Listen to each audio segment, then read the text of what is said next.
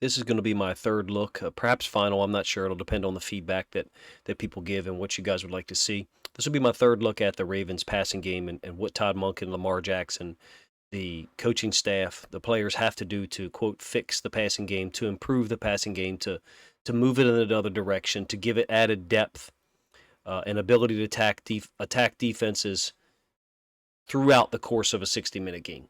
Not just in the first 2 or 3 or 4 possessions when your scripted plays or the plays you practiced all week get the look you expect them to, but later in the game when you're getting different looks or when you've gotten a particular look against a formation once or twice and you have a way to attack it later on in games. I think that's one of the things that Todd Monken probably is going to bring to the Baltimore Ravens, to the coaching staff.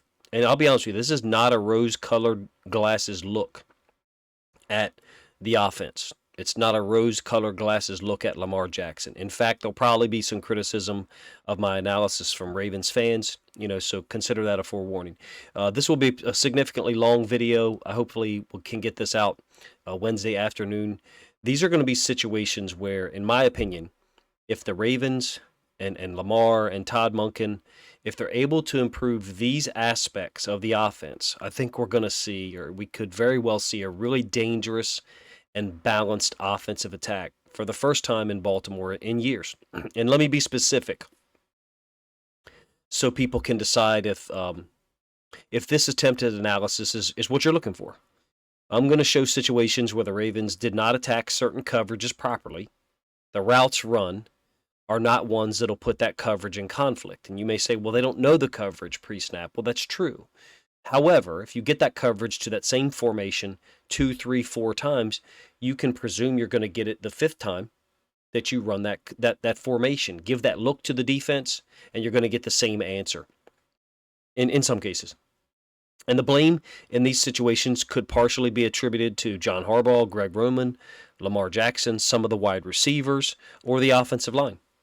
It'll be Todd Monken's job to fix any or all of those above issues and take what the defense offers in certain situations. So this is going to be my attempt to show what needs to be changed, improved, shifted across the board, most of which is just my view of what they have to do with Todd Monken, is who's apparently really good at teaching. So that's the aspect to me that really appeals to me as a teacher. I'm a certified math and special ed teacher. Currently run a tutoring service business, so work with 25 plus kids on a weekly basis, and that's the aspect that really appeals to me. I've got pages of notes here. You're going to hear me flipping through them. Long intro there. Forgive me for that. I like to try to weed out people who can't pay attention or follow the point along. So anyway, I have not covered this a lot on my channel, so I will try to cover this here. I've suspected it for a while, and now I've seen enough film that it's confirmed for me. There's evidence of Lamar being really dangerous as a thrower when he's off beat. And what I mean by that is, and this play is going to run through multiple times, like a boxer or an MMA fighter who uses a different timing on their 1-2, their jab cross. There'll be plays, probably later on, that show the Ravens could have taken advantage of defenses later in games using a pass game.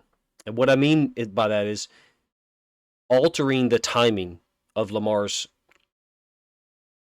read or look, read, throw.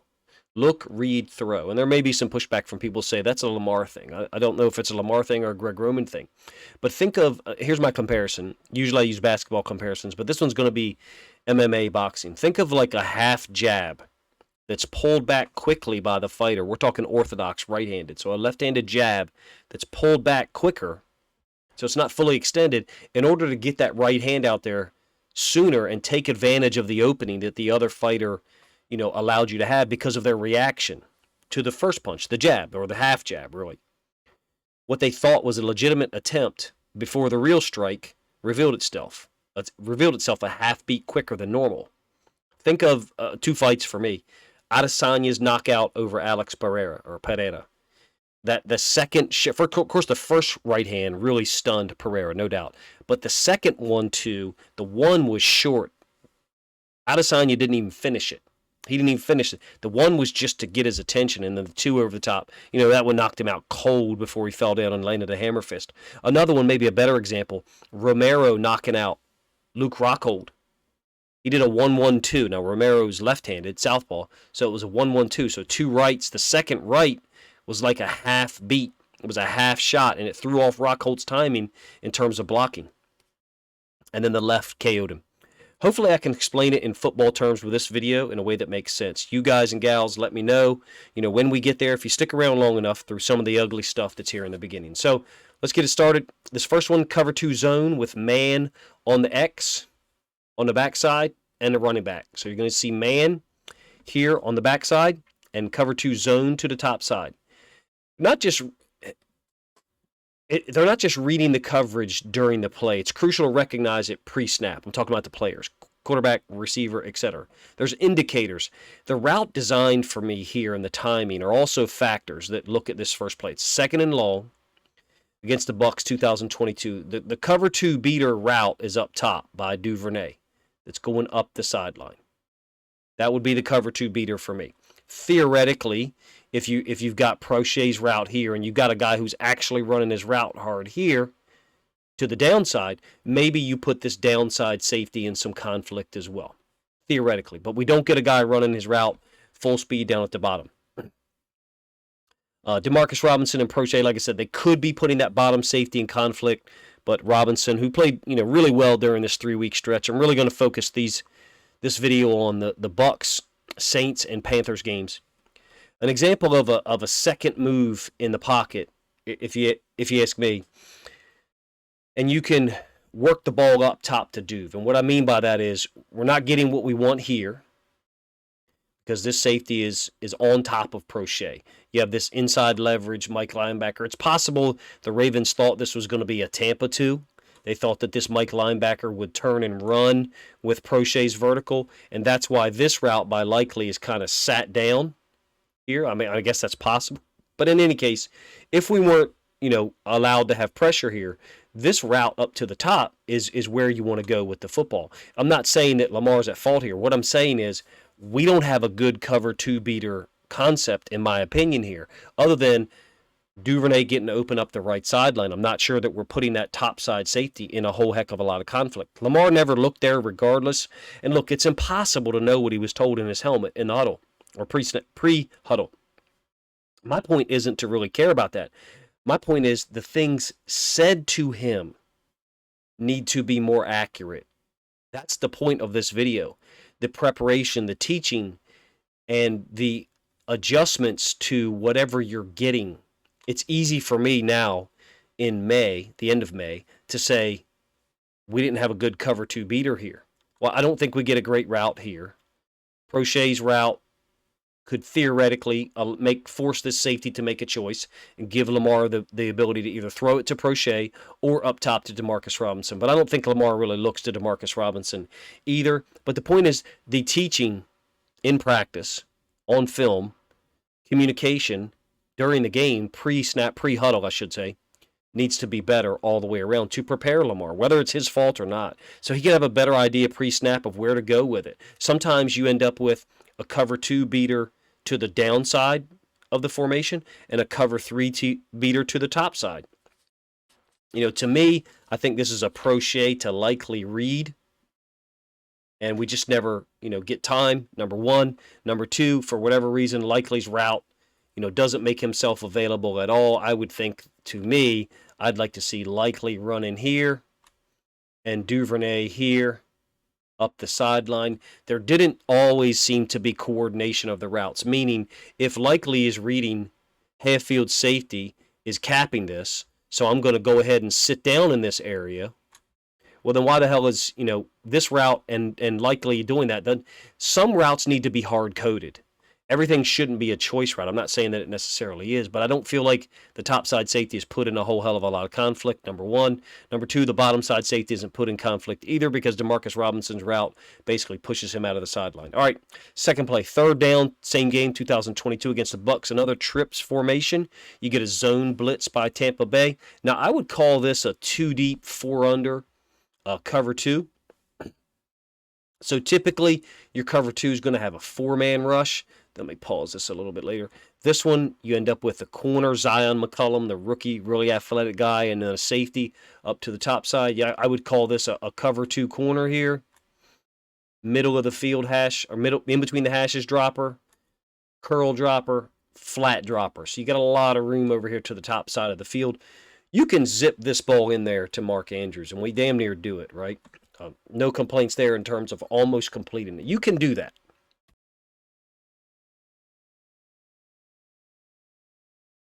And Lamar nearly does, and he has before. But I've said many times that I felt like the route that we didn't take advantage of often was the underneath route against zone. Now, granted, if you're trying to convert a third down, some would say, and people have said, like this route isn't going to get the first down.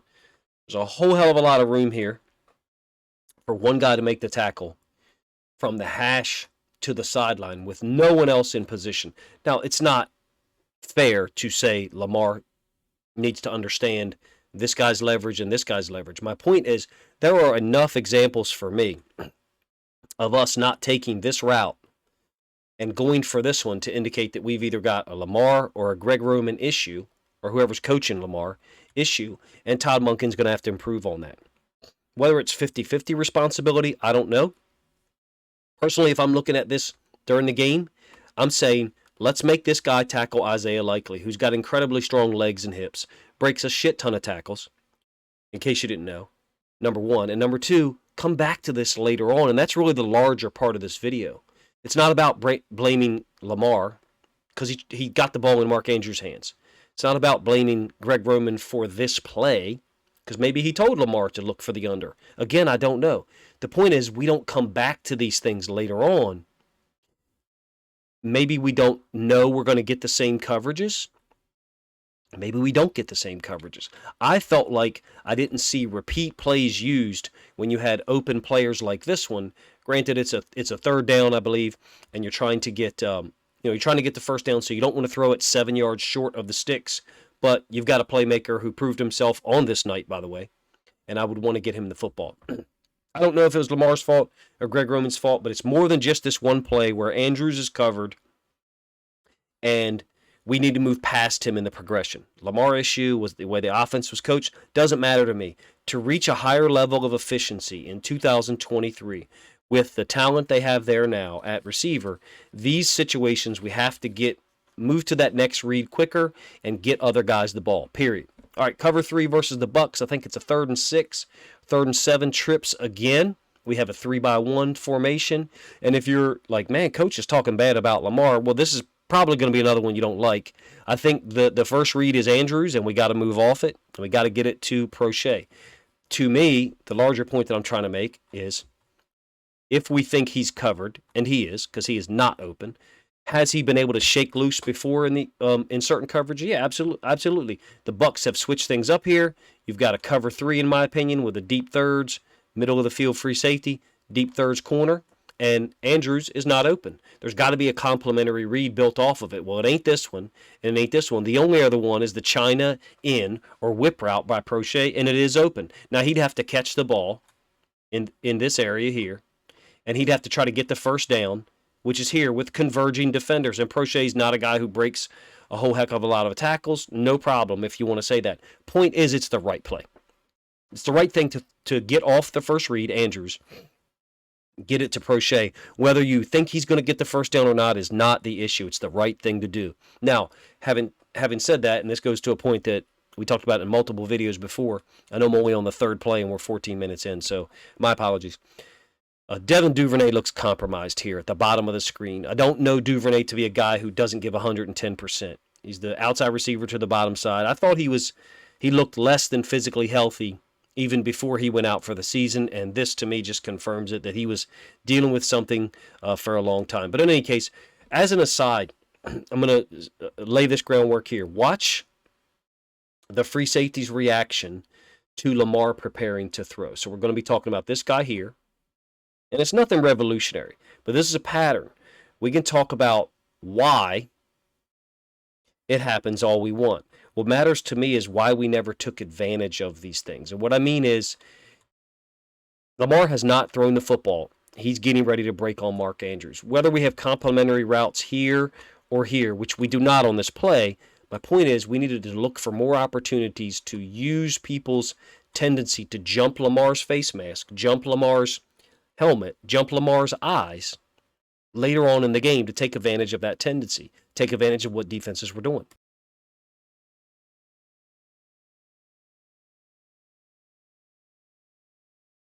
And I never felt like Greg Roman really did that, particularly in 2023, as we got past this 2-game stretch of Tampa Bay and the Saints where the offense looked pretty good. I can think of Demarcus Robinson's sluggo touchdown against the Bengals in the wild card game as an example of an offbeat play. Now, I know that came from Tyler Huntley, so maybe there's some haters that are listening that'll be like, well, that's because Tyler Huntley can do that and Lamar can't. Totally disagree, and I'll show you some examples later on that prove that to be true, that Lamar's capable of it. To me, it's like guarding someone in basketball who only goes right. You're going to hedge to their right. And that's what I think NFL defenses were allowed to do as the season developed in 2023, and even to a lesser extent in 2022, and even to a lesser extent in 2021. You saw the offense dip in efficiency and scoring per game. All right, 2 examples of Lamar reading quickly here and getting the ball out. This is a zone blitz by Tampa Bay. 3 deep, 3 under here. Complete backside to Demarcus Robinson. Smooth, quick. Typical timing of a quarterback on a 3rd and 8. Read, look, read, bang. Throw the football. Complete Demarcus Robinson. Zion McCollum is taking a zone turn because it's 3 deep, 3 under. So you can see he's turned in, looking at the quarterback, zone turn, as opposed to turning out, turning towards the sideline. So he would have turned his hips this way, not on that direct angle, that line that just drew, but you got a zone turn, him looking at the quarterback, and obviously corner still looking at the quarterback down to the bottom side, even though he's got more depth, he's got more space, cushion with Duvernay at the bottom. But a quick read by Lamar, all right, getting rid of the football, boom. Don't have to use your eyes to move people, don't have to pump fake to move people. It's 3rd and 8, trying to get the ball out quick, 5-man rush. Lamar does it. Great throw, great catch by Demarcus Robinson, who I thought played a fantastic game that night. All right, next one, cover 2. You got slant flat to the top side. Again, complete to Demarcus Robinson. Read, bang. 3-step concept. Robinson played really well that night for the most part. I think he had one kind of misstep, maybe in the end zone down there. But in any case, quick read by Lamar. Cover 2 corner by Zion McCollum up at the top side of the screen, running back out into the flats. Kind of typical on the backside of trips. 3 over 2. And 4 over 3 to the downside. Quick read. So in no way, shape, or form is anyone saying that we can't do this with Lamar Jackson. In my opinion, we didn't look for enough opportunities to attack with the pass game later on by using Lamar's face mask, using his helmet, even a pump fake, to draw defenders, to drift them to one side, and then punish them to the backside.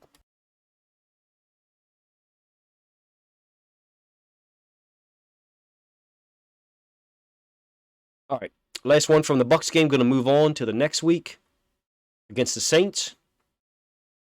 Week 9. This is 2-man as a coverage here, I believe, and this is a RPO. This is one where Lamar stood straight up, and I think Peyton and Eli Manning talked about it. But point is, it's an effective play, complete to Prochet. Big hit by Tyrann Mathieu. Watch Demario Davis react and widen to Lamar's face mask, and then watch. There's Demario Davis, and then there's Tyrann Mathieu. Watch him focus on Lamar as well. So I'm going to pull this back multiple times like you do if you're watching film as a coach. So this might get annoying, and hopefully the screen doesn't jig for you guys. But watch them at the beginning of the play. Repeatedly, this is what we would do to look and see what a guy's reading. Lamar looks to his left, looking right at Demario Davis. Demario Davis widens up. Also, Mathieu, I can never say his name correctly. It's got a vertical streaming right in front of his face. He's made some kind of, Louis or man call to that corner, I suspect. Makes a great tackle on Prochet. Big hit, flips Prochet over. Cool, good. The point again is, why don't we come back to this later on? Something similar to this. Put Tyrann Mathieu in that same situation. Take advantage of it later on. Come back to this. Go up top to the backside. Now, granted, on this play, it is Josh Oliver running the vertical. Here. against an NFL corner. We have other tight ends we could use there. We could use Isaiah Likely. I don't think Mark Andrews played in that game, but I could be wrong. Point being, I don't think we came back to these things enough. And I don't feel like our coaching staff adjusted and did a good job during the game of saying, hey, this guy's staring right at Lamar when he gets the back to his side. Hey, Tyrann Mathieu is looking at Lamar the entire time. And you're going to see multiple plays in this video that show him doing that. It's an effective strategy. A lot of NFL teams do it. Not saying that it's not effective and it's easy to manipulate. I don't even think the Ravens tried half the time to use that to use that and manipulate defenses almost like a bait and switch. Bait you into paying attention to something and then punish you for doing so. All right, next play. Pass Pro is going to break down here. This is a 3-week stretch where Morgan Moses' play was very inconsistent. Against the Giants, I think he got hurt. Maybe it was an ankle or something. Didn't play a lot of snaps. Then against the Browns, I thought he played really horrible. This is the amazing play by Lamar. Morgan Moses gets beat and then forces the fumble on Lamar. So this was, to me, the Browns and this moment and a couple in this game was the worst moments of the season for him. Otherwise, I thought he played really well. But anyway, Lamar picks the ball up, damn near gets a completion to Deshaun Jackson, but Alontae Taylor, the rookie, makes an amazing tip, pass defended. So kudos to them. All right, in any case, watch Tyrann Mathieu here. He's going to take away the dig to, I think, Deshaun Jackson from the other side of the field. Well, why can he do that? Lamar, for a moment, glanced up here. So I think that just kind of held Tyrann Mathieu. So maybe he'd been coached to do that. I'll rewind it here in a moment. I don't have a good rewind function on this, so I'm going to do this multiple times and watch Tyrann Mathieu's reaction. You see his helmet move right about the 49. 49. Why? Because that's where Lamar looked. He's matching Lamar. Okay, it makes sense. Yes, Morgan Moses is beat, but this route to Deshaun Jackson, were it not for Tyrann Mathieu being here, could theoretically be open somewhere in this area here. You also have an inside linebacker that Lamar would have to navigate. Morgan Moses is beat, but my point is we're not coming back to this side when we got a guy like Tyrann Mathieu who is clearly staring at Lamar the whole time. Come back to it. And that, to me, is what Todd Monken's charge is going to be. Finding out early in the season, are people going to play these split field soft quarters coverages? And are they going to sit back and look at Lamar the whole time and just see where he's looking and then hedge that direction?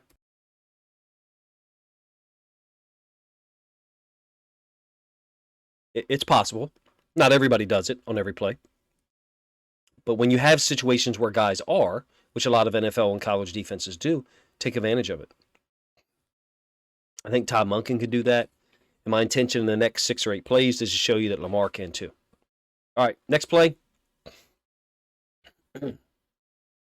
Last look at this one. Ridiculous that Lamar was able to get out of there. Almost get it up top to Deshaun Jackson. All right, bunch right A. Now, watch this inside linebacker and Tyrann Mathieu's reaction to Lamar. Now, they could be reading the running back too. This play went for a touchdown against the Jets in week 1. Very similar concept. But Mathieu, look, he's doing a great job. They could be reading Lamar's face mask, okay? They could be reading him look to the side. Or when I say they, I mean the running back and Mathieu, all right? Or they could be reading the running back's release. I think I misspoke. Linebacker. Watch them push, meaning they visibly push to the side and they make gestures, hand signals, which their other teammates can't see, but they can hear something, them calling, push, push, whatever the call is. They're telling those guys, expand. Tyrann Mathieu up top is talking to the safety.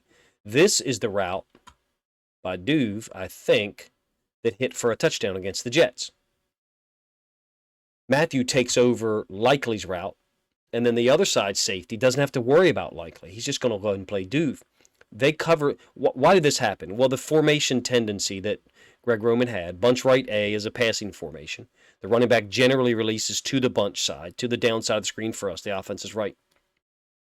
The larger point here to me is something offbeat was rare, and I think needed to be used more. Now, clearly, there's a heck of a lot of space up here to the X. I don't think it's a great release by Demarcus Robinson at all, and not really a spectacular effort to try to get open once he's not open. Sounds like I'm being harsh with him. I wish we re-signed him. I wanted him to come back, until we got Zay Flowers and then OBJ.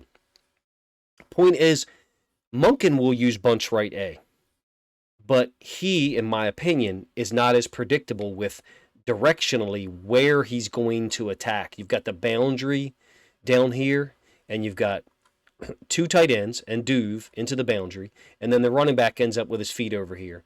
Four receivers to the downside. You've got all this space created to the top side. Is it possible that Greg Roman told Lamar to go to the X? I don't think so. If you watch Demarcus Robinson's release, it really doesn't look like he thinks he's going to get the ball.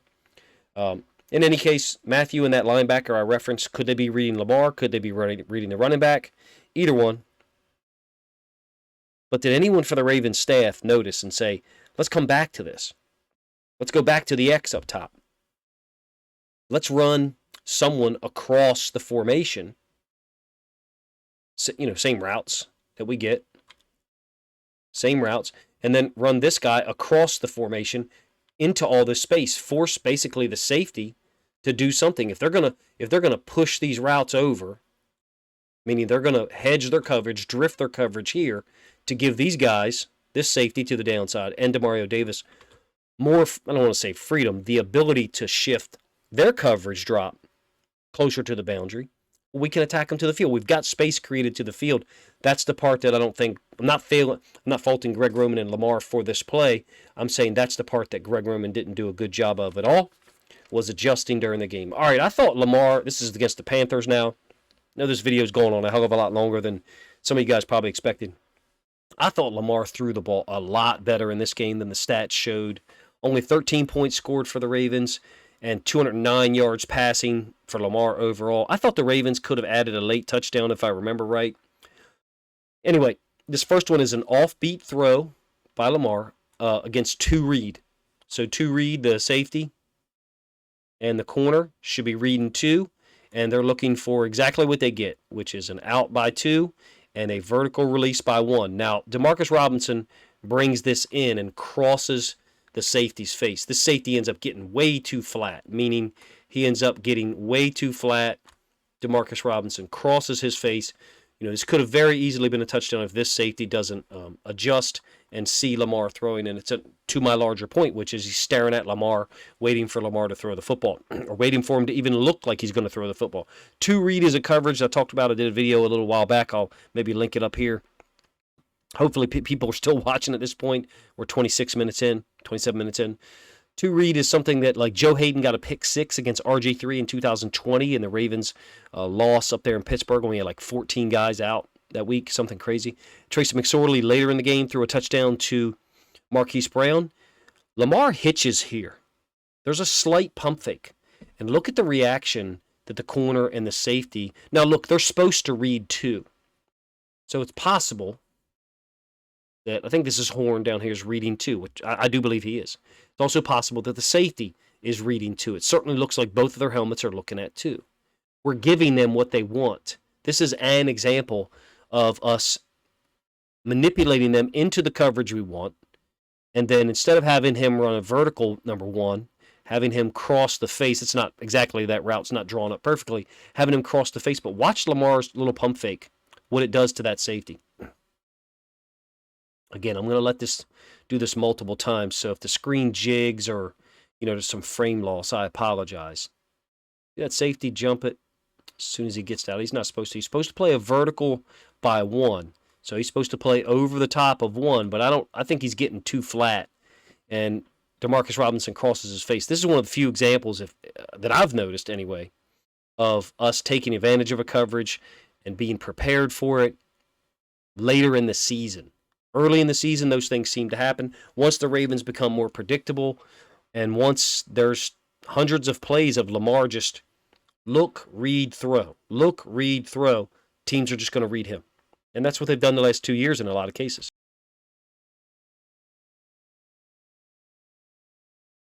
The offbeat nature of this is what really appeals to me. And I'm interested in the Ravens using that. Pump fake, Lamar looking, whatever, coming back to the backside. Once you do that enough times and you generate big plays out of it, you stop getting people hedging and reading the quarterback so much and getting them playing a little bit of a more true, honest defense and reading routes. As it stands, that's what a lot of college and NFL teams do anyway. All right, moving on. This is a great throw. This is just your typical look, read, throw on a 3rd and 13, 3rd and 14. It's just a laser to Demarcus Robinson for the first down. I thought this was clutch. I believe the Ravens scored on this drive, but I could be wrong here. To the top side of the field. Rips it, and this is another indication of what I'm saying. I thought he threw the ball quite well in this game. I know he threw an interception and did not throw a touchdown. But in any case, it's a trip set. The Panthers have all their corners and safeties lined up at the sticks. Somewhat looks like sticks coverage. They're late getting into their look. Panthers gave a lot of attention to Mark Andrews in this game at certain times. And so Lamar, rightfully so, comes back up to the top side, gets Demarcus Robinson in space, out here to the sideline. Great catch after a great throw. All right, moving on. 2nd and 7. This is another great throw to Demarcus Robinson. I'll make a point about this as it relates to spread formations. There's been a lot of talk about Lamar's going to thrive in the spread, et cetera, et cetera. I mean, that may be true. When you're a spread team, you have to generate uncovered yards, even if it's only 4 or 5 yards, meaning you have to make people line up honestly. With a one high safety look, if you're looking at inside leverage of 2, and I'm saying this is inside leverage by probably 2 yards, at some point you've got to show people we are willing to go stalk the corner and just throw this now route, meaning now. As soon as the ball hits my hands, I'm throwing it. Now, you've got an issue of this running back, I think, on this play. Justice Hill not necessarily getting out of the way at all. Lamar completes out here. Demarcus Robinson got no complaints with the result. My point is, Todd Monken is going to have to not let people stick inside of number 2 and not throw uncovered. This is one of the key indicators you can look at, whether it's high school, college, NFL, whatever, and say if a team doesn't take uncovered when it's there, and I don't care if it's a tight end, a running back, a receiver, whatever it is, uncovered is uncovered, and you have to show that you'll take it. Now, we used to try to bait people into throwing uncovered, meaning intentionally line up inside with our number 2 defender, our curl flat defender, and then knowing that they would throw the uncovered, go ahead and run out there. You can do that too. And then teams would try to crack it. They would try to crack our number 2, our strong safety, and leave the corner unblocked, make him come up. Then teams would run, the fake crack to the hash, up the hash, and the now route. So now they're looking at the pump fake and throwing it here, which relates to what I'm talking about. To me, the foundational element of it is the now route, the bubble screen, whatever you want to call it. Uncovered, throw it out there. Got to be some kind of check. There was none under Greg Roman. I think there will be, or there should be, under Todd Monken, if teams are not going to play us honestly. And again, I think the running back was in the way. All right, this is an incomplete pass on a 3rd and 3. This relates to the route that I talked about earlier, I think against Tampa Bay, when Likely was open and we didn't throw him the football. Unfortunately, it's an incomplete pass. This is a drop to me. It's a straight-up drop. It is a hot pass from Lamar on a 2nd and 2. I think I misspoke and said 3rd down. I think it's a 2nd and 2. Ravens got the first down on the very next play. I think a run by Lamar. But in any case, it's a drop. Watch 49, the Mike backer, lined up in the middle of the field. I think it's Frankie Lavu, who's a seriously underrated football player. I loved how he played in this game against the Ravens. I think he's lined up in here. Lamar looks to this side first. Why? Well, it's Mark Andrews over there. They're doing the same thing, essentially. They've got an inside leverage guy and an outside leverage guy. Frankie Lavu is also looking directly where Lamar is looking. Doesn't surprise you, right? You've been seeing teams do that. It opens up the ability for Likely to run onto that vacated space because, A, Lavu is getting a deep drop, number 1. Number 2, he did drift or look over to that side where Andrews is. It can't look in 2 directions at the same time. If he's looking at Andrews, he can't be looking at Likely. My point overall is there's got to be usage, more of this, more usage of Lamar's eyes, Lamar's face mask, even pump fakes, by design, strategically, to get defensive players moving in one direction, open up somebody on the other side, and with increased talent, I think those opportunities will be there. Is this an offbeat throw? Well, no, but Likely's number 2 in the read. To me, it's Andrews and then Likely, at least for what Lamar looks and the way it shakes out. I feel like I've shown you that Lamar's helmet, his eyes, draws attention. That's not, like, again, that's not surprising. NFL, college defenses, they do that oftentimes, depending on the coverage, depending on the player. They teach that. Hopefully, I've shown you that teams are doing it, regardless of, whether we took advantage of it 3 times last year, 13 times last year, or 23 times last year. Whatever the number is, I think Todd Monken will double it. So if we took advantage of those tendencies by design 13 times next year, I think we'll do it 26 times. I think we'll double the amount of times where Lamar is being put in position to make a big play and utilize teams, or defenders, I should say, defenders, hedging their bets. Whether it's a Mark Andrews thing, I'm going to hedge to Mark Andrews' side. But I've shown you some film when Andrews isn't on the field and people are still doing it. I think we're going to take advantage of it twice as much. What is it, a Lamar thing? The face mask, his eyes look, read, throw. Is it a Greg Roman thing? I don't know, and I really don't care. It can be used as a tool to attack defenses. Tyrann Mathieu, the Bucs, the Panthers. It can be used as a tool to attack them. That's all I care about. It doesn't matter to me whose fault it is. I think I have a higher level of offensive coaching in terms of the pass game, in terms of the organization, and the teaching. You may agree or disagree. Feel free to let me know in the comment section. All right, last play against the Panthers. I think it's another very slight pump fake.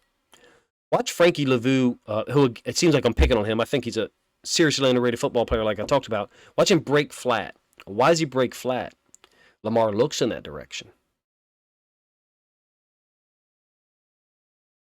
Lamar's looking there now. Lavue breaks flat. And then Robinson's slant sneaks in behind that window. Meanwhile, I think this is Prochet's route, brings this safety away from the top of the numbers. So brings him in here. Now, you will also notice from some of this film, Lamar's better at attacking man in some cases than he is attacking zone. I would agree with that in certain cases. I really would. As an aside, the Ravens let Brian Burns rush free from the bottom side. Not a good idea. But it shows to me what a slight misdirection or variation in timing can do. Lavue is unable to get into the window. Also, the Ravens are smartly attacking to the 2 receiver side out of empty, which is very similar to the first play I showed you against the Panthers, where Demarcus Robinson caught the big catch, had the big catch against 2 read on like a little skinny post.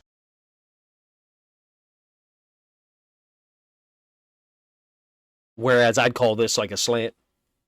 I'm not talking, when I say variations in timing, I'm not talking about 3-step versus 5-step concepts. I'm not talking about a deeper pass drop. I'm talking about looking at initial receiver or even looking people off because you know the coverage. Well, you may say, well, Lamar has to know the coverage somehow. I agree. The coaching and the teaching's got to be better, and the prep's got to be better to put him in position to more consistently know the coverage based off of pre-snap reads. That's a larger point that maybe I didn't get into earlier. Any misdirection, variation in timing, to me, seems to use the defense's instincts against them. This video is comprised of weeks 8 through 11 in 2022. What does that mean? Why do I bring that up? NFL teams, coaches, defenses, they had hundreds of plays by that time to create data. Safeties and linebackers are drifting with Lamar's initial look. Hopefully I was able to prove that or show that to you. No matter what the route concept. Do all defenses do that? Well, sure, they do. I'm going to show you 2 plays against the Bengals here from week 5, earlier in the season, of them doing the same thing. This is like sticks blitz 0 on a 2nd and 10. But my point about the data, weeks 8, 9, and 11. It was 8, 10, and 11. Ravens had a bye in there somewhere. I know that. Once the data shows, let's say, 130 examples of Lamar, look, read, throw, well, no wonder you get people drifting, hedging, jumping to the side he looks to. This is the incomplete overthrow to Duve. Why was he so open? Well, Von Bell, who's a great player, is slow in his turn. And I think Duvernay's speed is a factor here. He's 100% healthy to me. He's 100% healthy. I also think it's because Bell was looking where Lamar looked, to the side originally. You get like a little out and up by Demarcus Robinson, and just look how smooth Woozy is, man. Like, seriously underrated guy as well. But I think my point here in showing this multiple times, and I'm going to do the same thing that coaches do. Watch Von Bell. He's rarely wrong. Super versatile player. In my opinion, he's getting a zone turn. Well, it's not really zone, but he's playing sticks blitz zero, where they look at the quarterback and they break on the quarterback's eyes. The same thing the Dolphins did down in Miami in 2021 when they basically broke the Ravens' offense. Duve's getting on top of him, full speed. Bell is not fast enough to keep up with him in a foot race anyway, and certainly not in this slow of a turn. So this is another example, if you ask me, of Lamar either looking off or reading something, and then we just missed the throw. I mean, I'm a Lamar fan. This is what we needed more of. You got an out and up to the top side. If a Woozy was to jump it, but he's so smooth. Watch him point. He points. He points to, I think it's Jesse Bates. It's not Jesse Bates. It's Mike Hilton. I'm sorry. Stays in his back pedal, eyes on Lamar. He's smooth. I mean, Duvernay's open by 5 yards there. He's totally destroyed Von Bell. That's a mismatch. We just missed it. Clearly, Lamar needs to hit that. Like I said, it's a healthy version of Duve, and we just miss him. Todd Monken's job, in my opinion, is to get the Ravens offense and Lamar to reach their potential. Create these situations schematically and formationally by knowing the coverage or recognizing the coverage during the game. And then coaching Lamar. Those old, it used to be photos, now it's iPad. Maybe you're not old enough if you're listening still. I know we're 40 minutes in. They used to be pictures. I don't think there was video that people could look at during the game. And they would show this right here. They would, okay, how did he react to this? And then he would have another picture from a couple seconds earlier. Well, it's because you're looking here. So all we got to do is get in something similar, look him off, and when I say him, I'm talking about Von Bell, and we can maybe create the same situation. You get to the line, it's a totally different look, and you're Lamar. Well, okay, that doesn't apply now because we got a different look. I feel like the Ravens didn't even attempt to recreate some of these situations in 2022. I think I misspoke a couple of times. I said 2023. The adjustments during the game just weren't enough. That's obvious. Todd Monken's job is to create more of these situations. Greg Roman created one here, and we just missed it. I showed you some from the Panthers game where I thought Lamar threw well, and we just didn't take advantage of it. A couple plays, Demarcus Robinson, damn near takes to the house, or looks like it's a huge gain. In any case, we got a missed opportunity here. Let's move on. Last one. We're going to end on a gavel like they do in a courtroom. All right. 3rd and 6. This is a short completion to Kenyon Drake out of bunch right A.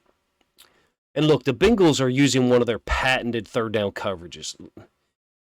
They do play man sometimes and bring pressure on third down. But in this case, they're using a 3-man rush. They do this a lot. They did this to the Chiefs in the AFC title game in 2021. It's how they got a pick on the RPO, by the way. Multiple times rush 3. I think I had them rushing 3 7 times in the second half. Is it possible they're rushing 3 because it's QB spy on Lamar? Yeah, that's possible. Also just being physical with crossers. They use it against everybody, though, so it's not just a Lamar thing. Anyway, I would love to see the Ravens come back to this later. Run these under concepts. Confirm that it's man, which I believe Lamar did confirm that it was man. And then, hey, how many times have we seen Mark Andrews on the over concept? And how many times have the Bengals put Trey Flowers on the field? He was an underrated player in and of himself. I don't think he's with the Bengals anymore. How many times did they put him on the field on third down only, line him up, head up on Mark Andrews, and play man? A lot. It was a dead giveaway. And I would like to see Monken teach the offense to determine coverage pre-snap more efficiently, more consistently. So sometimes is the defense going to trick you? Are they going to fool you? They're going to line up one way and drop out? Sure.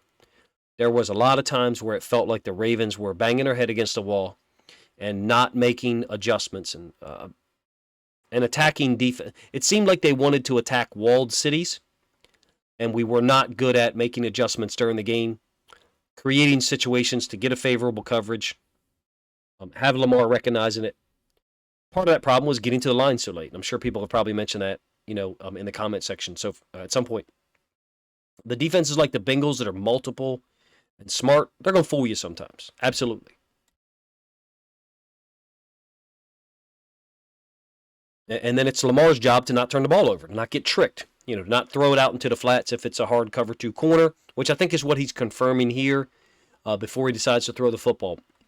Lamar will do what he's coached to do. And there are indicators to me, just on this film, that Lamar makes quick reads. He can make quick reads, throw the ball on quick timing. Sometimes I think the Ravens can take advantage of that and utilize offbeat timing, pump fakes, Lamar looking off defenders, and take advantage of them. I'm going to be honest with you. It's professional football. The offensive coordinator, the quarterback, the wide receivers, the tight ends, they should be able to determine coverage quickly. There should be looks and situations they've been prepared for. If you're going to criticize Greg Roman about something, I think it would be really more than fair to say he didn't have his players prepared for each coverage situation. I think that's more than fair. People could probably put it more harshly. I will tell you that personally, I can probably only, I'm talking about pre-snap, determine the coverage with 50 to 60% accuracy. Just being honest. I'm talking about the NFL. I'm not talking about high school or college. And that's only with the teams I watch a lot of film of, for real. The teams I don't watch a lot of film of, and teams like the Bengals that mix it up a lot, I'll be honest with you, my percentage is probably down there into 30 or 40. Having said that, it's professional football, and I'm not a professional football coach. So I'm not expected to. Those guys are. And from the offensive coordinator to the position coaches to Lamar, on down to the third-string quarterback, there has to be an efficient flow of information. How do you determine coverage, which then leads into which routes are possibly going to be open, which to me unlocks the car door of we can look over here for an instant to hold this safety and now come back to the other side because we know what the coverage is. And that's where Todd Monken as a teacher will be a huge asset if he's always cracked up to be. I don't know that he is, but that's what's coming out of these off-season OTAs and such. Me personally, I don't pretend to be capable of doing that. Not at all. Especially on the offensive side of the ball. Maybe on the defensive side of the ball, I'm a little smarter sounding. Nowhere near that level offensively and able to determine coverages. Hopefully I was able to show you some specific things that Lamar, Monken, and the entire offense need to work on, fix, improve, shift, whatever word you want to apply it. I'll give you the 3 core ones for me. And 2 and 3 are related. The second and third one are related. Number 1, attacking too high coverages, putting third-level players, safeties generally, in conflict. Number 2, avoid Lamar's helmet, face mask, eyes being used as an immediate directional clue for the defense. Linebackers, nickel safeties, third-level safeties, avoid that, minimize it as much as possible through the teaching and through having a complete offensive system. And then point number 3, which is related to the second one, is finally, you actually use that tell early in the season. Use that key. Where does Lamar look initially? I'll drift that way because that's the film I've seen from last year. Last year when we played him, that's the film I saw. Fine. Use it early in the season to create space somewhere else on a complementary route or on the backside. I think we'll know early as fans.